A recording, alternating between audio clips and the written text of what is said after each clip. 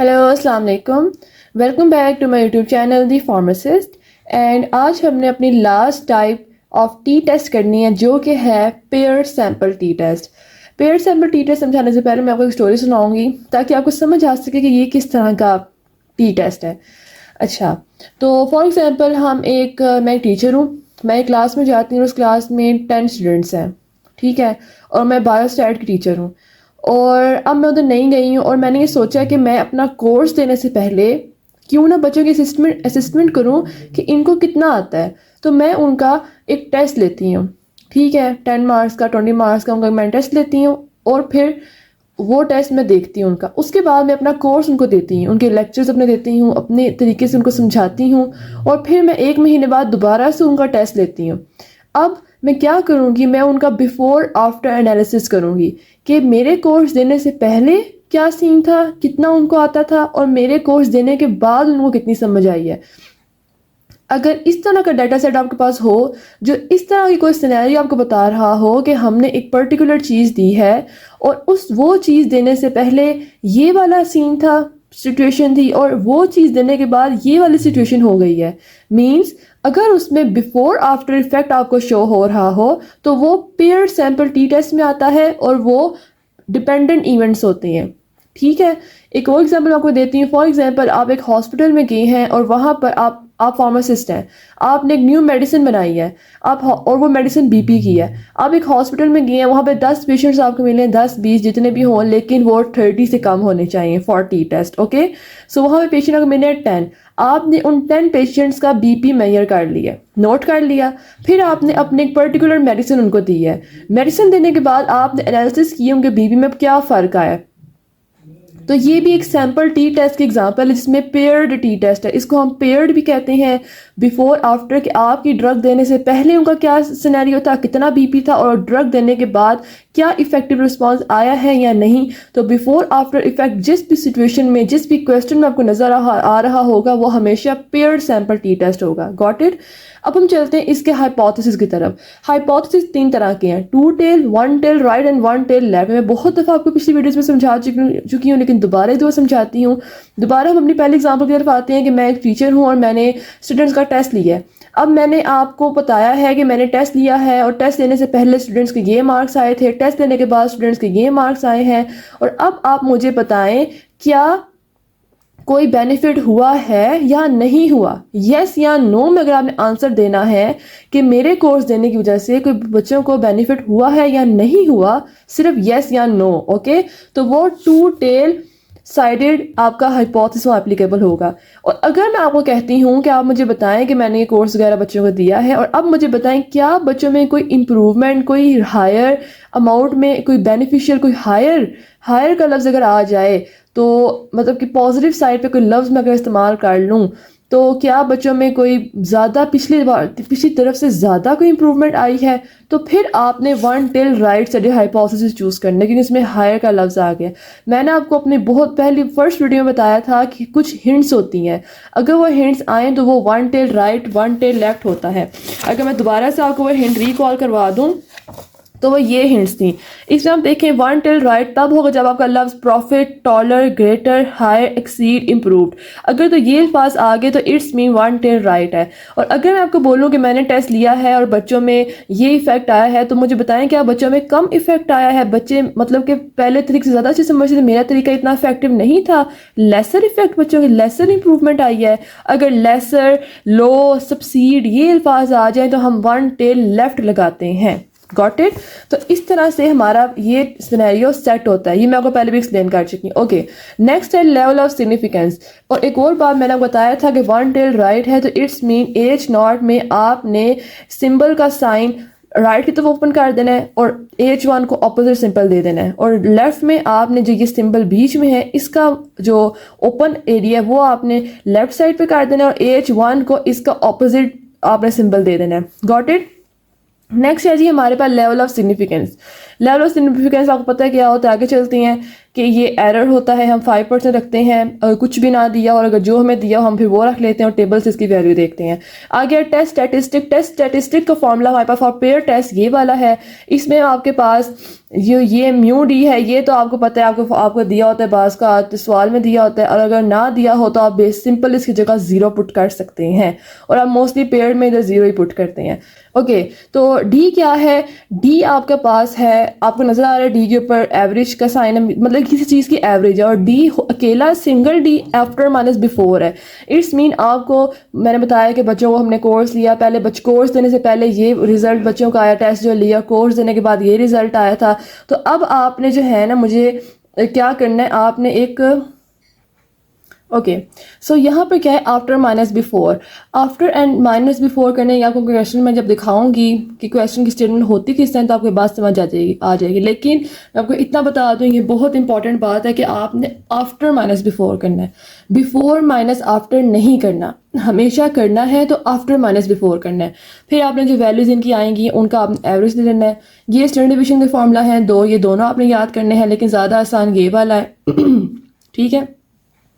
उसके बाद जी आपने इधर डी का स्क्वायर, एंड जैसे आपको मैंने लास्ट वीडियो से बताया था किस तरह इसको सॉल्व करते हैं, एग्जैक्टली वैसे इसको सॉल्व करना है, कोई नई बात नहीं है। सेम वही क्रिटिकल रीजन है जो पहले हम पढ़ते आ रहे हैं, टाइप 1 में पढ़े हैं, टाइप 2 में पढ़े हैं, ये सेम वही बातें हैं, और आखिर में कंक्लूजन भी सेम टू सेम वही है। और हमारे पास क्या सीन है, यही सारा इसका सीन है, ठीक है। इसमें सिर्फ आपको मैंने समझाना कि पेड़ होते किस तरह के हैं और उसके हाइपोथेसिस किस तरह के होते हैं, one tail, right side, left वगैरह क्या होता है, बस फॉर्मूलाज का फ़र्क है और नेम चेंज है कि हम पेड़ पढ़ने लगे हैं, ठीक है। अब मैं आपको इसका एक प्रैक्टिस क्वेश्चन सिखा देती हूँ, एंड देन बाकी क्वेश्चंस हम नेक्स्ट वीडियो में करेंगे। ओके, सो आपके सामने ये क्वेश्चन है, थोड़ा लेंथी है क्योंकि इस क्वेश्चन में आपको अपना पिछला कंसेप्ट जो टाइप 2 का था वो भी रिवाइज हो जाएगा, और न्यू कंसेप्ट का भी ये क्वेश्चन है। कैसे मैं आपको दिखाती हूँ, इधर भी वही एग्जांपल जो मैंने आपको बताया, वही सेम टू सेम एग्जांपल लिखी हुई है कि to verify whether a course in statistics improve performance, a similar test was given to 12 participants, के 12 पार्टिसिपेंट्स उनको टेस्ट दिया गया, both before and after the course देने से पहले भी टेस्ट दिया गया, कोर्स लेने के बाद भी टेस्ट लिया गया, ठीक है। तो the original grades recorded in alphabetical order of participants were this, कि टेस्ट फॉर एग्जाम्पल मेरा कोर्स है, मैंने कोर्स देने से पहले बच्चों का टेस्ट किया कि उनको कितनी नॉलेज है इसके बारे में, तो वो थे ये सारे रिजल्ट, ठीक है। और फिर मैंने अपना कोर्स दिया, जिस तरीके से मैं समझाती हूँ मैंने समझाया, जो मैं नोट्स प्रिपेयर करती मैंने बच्चों को दिए, उसके बाद मैंने उनका टेस्ट दिया और उनका स्कोर था ये सारा, ठीक है। इस तरह का पेड होता है, क्योंकि इसमें बिफोर आफ्टर इफेक्ट आपको मस्त नजर आएगा। Was the course useful as measured by performance on the test? Consider these participants as a sample from a population. Would the same conclusion be reached if the test was not paired? अगर ना हो तो क्या conclusion उसका होगा, ठीक है। इसमें वो ये कि बेनिफिशियल है कि नहीं, कोर्स कोई बेनिफिशियल इफेक्ट बच्चों में दी है, कोई पॉजिटिव रिस्पॉन्स बच्चों में आया है, तो हम यहाँ पर one tail right sided hypothesis apply करेंगे, ठीक है। बेनिफिशियल इफेक्ट अगर हायर रिजल्ट इफेक्ट आए तो हम हायर की तरफ चल जाएंगे, नहीं आए तो लो की तरफ चल जाएंगे। अगर हमारे पास एज नॉट है कि वो लो है या बराबर है, कि पहले बच्चों का था नॉलेज हमने उनको नॉलेज कम कर दिया, या फिर इक्वल रहा है, कोई बच्चों में हाथ इफेक्ट नहीं आया, और एज 1 होगा कि बाकी बहुत अच्छा इफेक्ट आया है मेरे कोर्स से, ठीक है। फिर हमारे पास जी टेस्ट स्टैटिस्टिक का फॉर्मूला हम लगाएंगे। फॉर्मूला लगाने के बाद हमने यहाँ पर जी अब आगे ये सारी क्रिटिकल रीजन की वैल्यू है, यहाँ बाद में देखते हैं, पहले हम इसको सॉल्व करते हैं। तो इसको सॉल्व करने के लिए मैंने आपको बताया था कि 2 टेस्ट हुए, एक टेस्ट हमारे पास था बिफोर का, एक टेस्ट हमने लिया आफ्टर का। बिफोर को हम x कह देते हैं, आफ्टर को हम y कह देते हैं, ठीक है। तो जी उसके बाद हमने बिफोर की सारी वैल्यूज लिख दी, 12 बच्चे थे तो 12 टेस्ट आ गए, और आफ्टर की सारी वैल्यूज लिख दी। अब मैंने कहा था डी होता है आफ्टर माइनस बिफोर, ठीक है, आफ्टर माइनस बिफोर होता है डी। अब हमने डी का कॉलम ढूंढना, हमने डी फाइंड करना है, तो डी होता है आफ्टर माइनस बिफोर। तो हमने क्या किया, हमने 53 माइनस 44, 38 माइनस 40, 69 माइनस 60, हमेशा आफ्टर माइनस बिफोर करना है, कभी भी बिफोर माइनस आफ्टर नहीं करना। डी फाइंड करने के लिए हमेशा आफ्टर माइनस बिफोर करना है। तो इस तरह फिर आपका एक पूरा कॉलम बन जाएगा, उसका आप बेशक समीशन ले लें। फिर हमें क्या चाहिए था, हमें चाहिए था डी का स्क्वायर, क्यों, क्योंकि एक जो हमें डी का मीन चाहिए था, डी का मीन फाइंड हमने किया, ये सारी वैल्यूज डी की निकाल ली, आफ्टर माइनस बिफोर करके हमने डी की सारी वैल्यूज निकाल ली। फिर हमने इसका एवरेज ले लिया। एवरेज किस तरह लेंगे कि 12 वैल्यूज थी, ठीक है, इनका समीशन ले लिया। एवरेज फाइंड करने का फॉर्मूला क्या होता है, समीशन डी ओवर एन। तो समीशन 60 आ गया, टोटल वैल्यूज 12 थी, नीचे 12 आ गया और 5, मतलब कि मीन हमारे पास आ गया इसका 5। आगे हमने स्टैंडर्ड डेविएशन फाइंड करनी होती है। तो स्टैंडर्ड डेविएशन का फॉर्मूला होता है ये वाले फॉर्मूले में हमें क्या चाहिए, हमें डी का स्क्वायर लेना है और फिर हमने उसका समीशन लेना है। तो हमारे पास ये डी की वैल्यूज़ थी, हम बारी बारी हर डी की वैल्यू का समीशन लेंगे। 9 का समीशन लेंगे, -2 का समीशन लेंगे, 9 का स्क्वायर लेंगे, -2 का स्क्वायर लेंगे, 8 का स्क्वायर लेंगे, 5 का स्क्वायर लेंगे। फिर जो वैल्यूज़ आएंगी उनका हम जो है ना जब समीशन ले लेंगे तो ये हमारे पास आ जाएगा समीशन डी का स्क्वायर। उसके बाद जी हमारे पास समीशन डी का स्क्वायर भी आ गया, तो उसकी वैल्यू पुट कर देंगे। ये समीशन डी का होल स्क्वायर है। इसका मतलब ये है कि हमने जिस डी की वैल्यूज़ निकालनी है उनका समीशन जो लिया है वो लिखना है, फिर उसका होल स्क्वायर ले लेना है। ये कंफ्यूज नहीं होना इन दो बातों में। फिर हमने सारा सॉल्व करने के बाद आंसर ले आए हैं, इसको हम टी के फॉर्मूले पुट करेंगे। अब टी के फॉर्मूला में हमें डी का मीन चाहिए था, इस जो ये वाली कॉलम है इसका मीन चाहिए था, इसका एवरेज चाहिए था। एवरेज 5 फाइंड किया, इधर हम 5 पुट करेंगे। अब यू डी हमारे पास जो है ना वो 0 था, कोई वैल्यू नहीं थी। हमने उसको क्या किया हुआ था, हमने उसको इस तरह पुट किया था, इक्वल 0, इधर भी 0। तो हम यहाँ पे भी 0 पुट करेंगे फिर, और आखिर में इसका आंसर ले आएंगे। ये टी का आंसर आ गया 3.446। अगर क्रिटिकल रीजन देखा जाए तो हमारे पास जी वो हमारी कैलकुलेटेड वैल्यू 1.86 टेबुलेटेड वैल्यू है, 3.4 कैलकुलेटेड वैल्यू है, तो वो बड़ी आ गई है। इट्स भी हम AH0 को रिजेक्ट कर देंगे।